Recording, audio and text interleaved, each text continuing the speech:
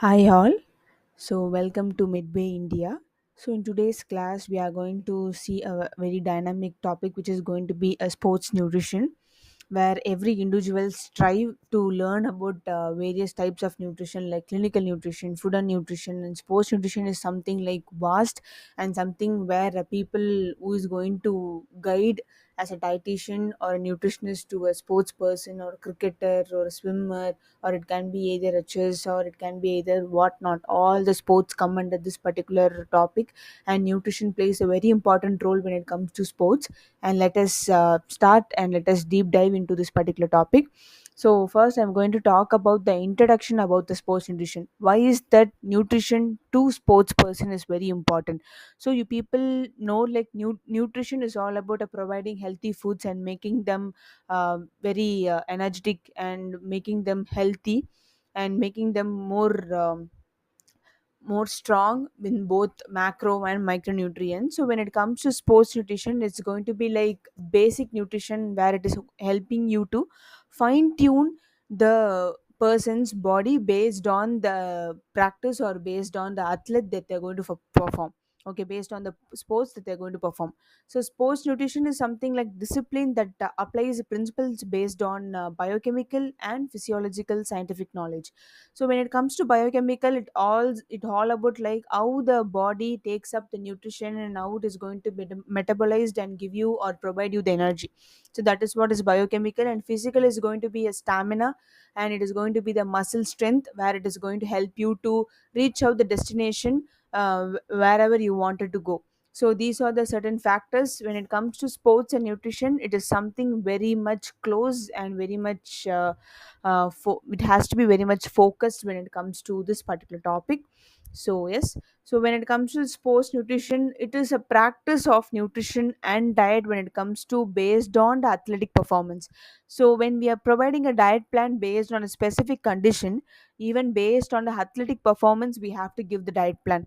Whether a specific sports is completely based on muscle, a specific sports is completely based on your mental health, your specific sports is completely based on your leg movement, or it is completely based on the body weight that you're maintaining. All those matters. So you could see that certain sports requires body building, certain sports requires for body maintenance. So there is a difference between the requirement of sports in each and every dynamic action.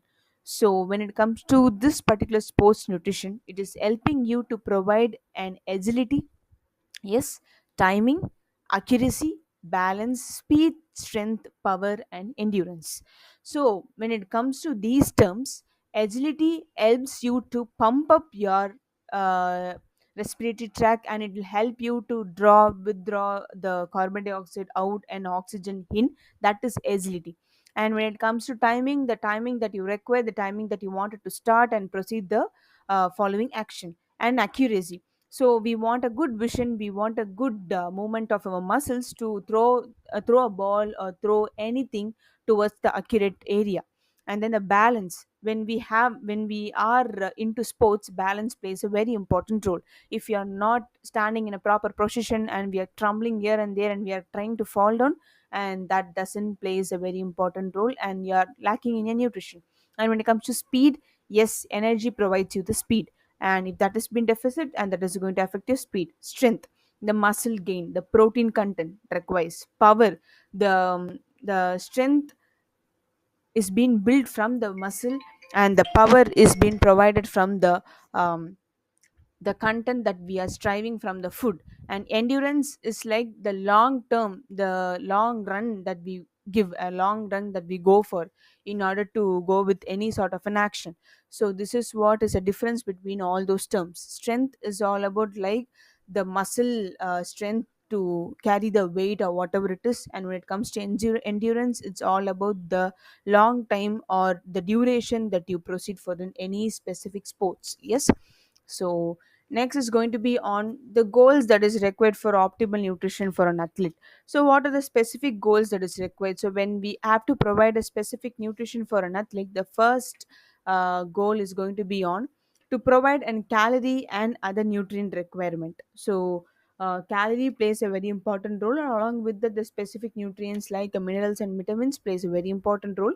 And we have to incorporate nutritional practices in order to promote good health when it comes to any sports person, and to achieve and maintain an optimal body composition matters. And we have to provide them and to promote the recovery when it comes to any training session and physiological adaptations.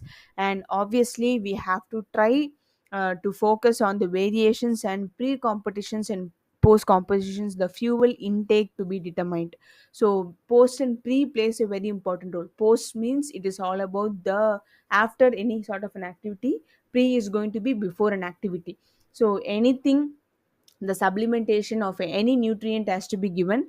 It matters before the activity and after the activity. So both requires and concern and a care when it comes to sports. Yes. So next is going to be on a macronutrient, which is going to be energy. So energy will help you to increase your ability to for the work. It will give you it will give you both endurance and strength in order to perform any sort of an action. So when it comes to energy, it is from carbohydrate, protein, and fat. It's very obvious, right? So carbohydrate is going to be the first and foremost content that is going to provide you an energy, and protein is going to be the start energy where it is going to help you to get up and run and all those things. When it comes to fat, when your entire energy has been dropped down, no carbs, no protein, fat will help you to provide the energy. So these are the certain factors. So 1 gram of carbohydrate will provide you 4 kilocalories, and 1 gram of protein will provide you 4 kilocalories, and 1 gram of fat provides you 9 kilocalories. So you could see that the more amount of energy is being from fat. So when they are into sports, it doesn't mean that they must be restricting fat. We have a good cholesterol, we have a good fat like polyunsaturated fatty acids. Yes. And all those things can be supplemented for a sports person in order to increase the agility and increase the endurance. Yes. So those things has to be done. So when it comes to energy, energy has its own unit, which is going to be determined in a form of kilocalories. Yes. Kilocalories is a unit that is being preferred. So when it comes to energy, the first thing is like the contribution when it comes to physical activity is completely based on 25 to 30 percentage. And then the thermic effect of an food, any food that we consume, the heat that is being produced is being based on that is so called thermic effect, so which is going to be 5 to 10 percentage. And basal metabolic rate, which is BMR, which is going to be completely based on 60 to 65 percentage. That is basal metabolic rate is like when we do certain basic activities, when we are completely in rest, the amount of energy that we spent matters. So these are the certain requirements. And even though we when we are sitting in a chair, we require certain energy, and that is being spent. Yes. So these are the certain factors to be considered. And then when energy is been playing a very important role. So energy gives you the entire journey of your athlete. So energy has been a basic contribution towards your athletic performance. And then the major factor is going to be on carbohydrate. So as I told you people, 1 gram of carbohydrate will provide you the 4 kilocalories of energy. So carbohydrate is in the form of a sugar. Okay, it can be in a sugar or a polymers or sugars such as starch and all those things. So most of the carbohydrate content is from the starchy food products. And when it comes to carbohydrates, they are being classified into different three, which is free sugars, short chain, and polysaccharides. So free sugars is been determined as monosaccharides and disaccharides. So where this particular sugars is been providing you an energy immediately, and the glucose spike will be immediate. So short chain carbohydrates is going to be the oligosaccharides. So what is mono or disaccharides is called? It is called as a single sugar compound is being made up of monosaccharides. Disaccharides is double sugar components is being made together, and oligosaccharides is more than four. And oligosaccharides is four, and polysaccharides is more than four. So short chain carbohydrates is made up of oligosaccharides, which is four sugar components, and that will take some time to break down. And when it comes to polysaccharides, it takes large time to break down, so which is going to be more than four. So these are the certain carbohydrates which has been classified. And major function of a carbohydrate is to provide the energy.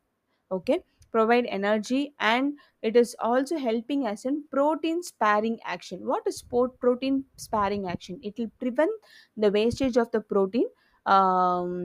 Like it is preventing the wastage of the protein, so most of the carbohydrates is being used, and it prevents from and it also prevents from oxidation of the fat, and it helps in maintaining a nervous system role and muscle role and liver and all those things, and conversion of fat.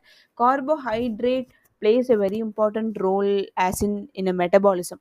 So we could find that certain cycles in biochemistry, like glycolysis, Krebs cycle, which is also called as TCA, and gluconeogenesis, and all those things. Why these cycles are is being mentioned? These are the metabolism that will help you to break glucose into the simpler component, and that will provide you with energy. Yes. So why the cycles has been made? It is to like provide you an energy in certain areas like liver, pancreas, and in muscles and all those things. So certain cycles are being located in certain areas to provide you an energy and to go with the metabolic activity and to go with more energy. Yes. So carbohydrates has been completely linked with all these cycles. Yes. So that is what a very important thing. And next is going to be on which is completely linked with carbohydrate, which is blood glucose level.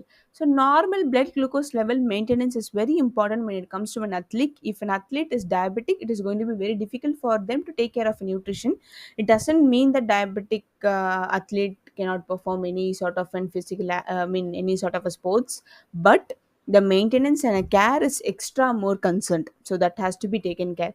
So when this has been coming up, the blood glucose level, the normal blood glucose level when it comes to fasting blood is going to be 80 to 100 mg per dl. After eating, it is going to be 130 to 140 mg per dl. So after 2 hours it will come to the fasting blood glucose level range.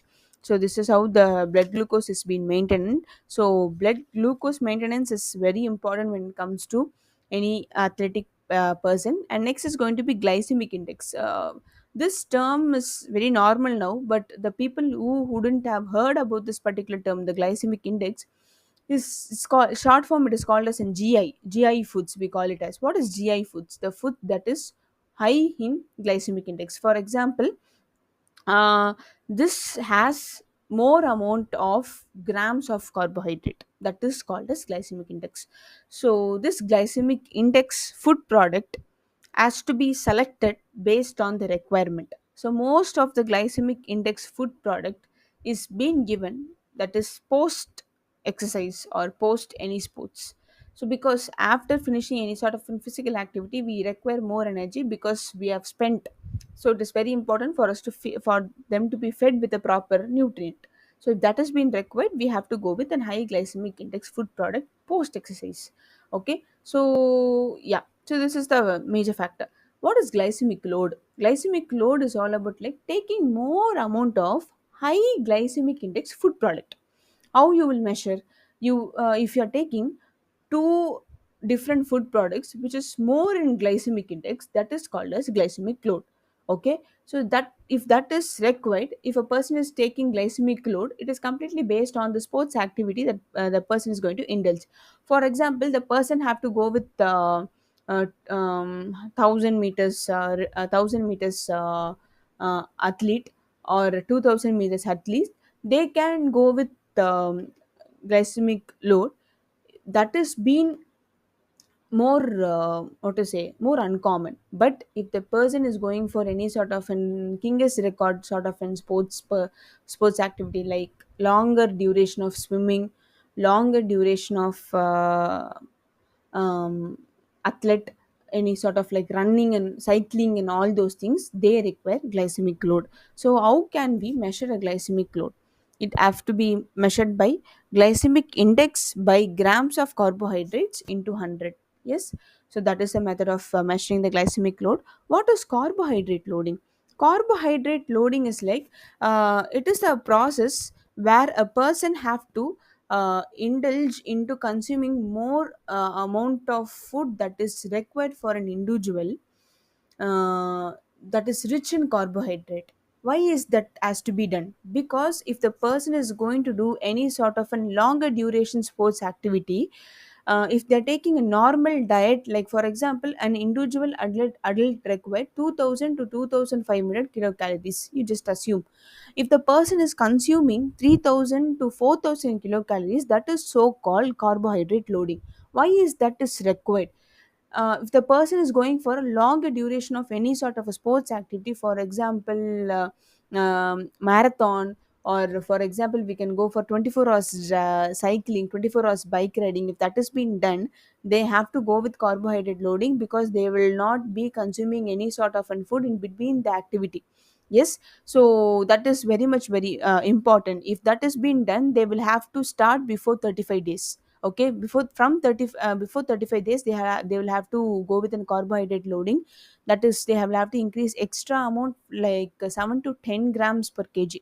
Okay, so during this activity, during this carbohydrate loading period, they must not go with any excessive physical activity, because that will be lost.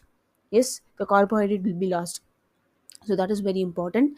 And then protein and lipid. So when it comes to protein, protein plays a very important role to strengthen the muscle. Yes, if the muscle has to be strengthened, they will have to contribute towards endurance and strength activities. If it comes to protein, it is been classified into three different types: essential, semi-essential, and non-essential.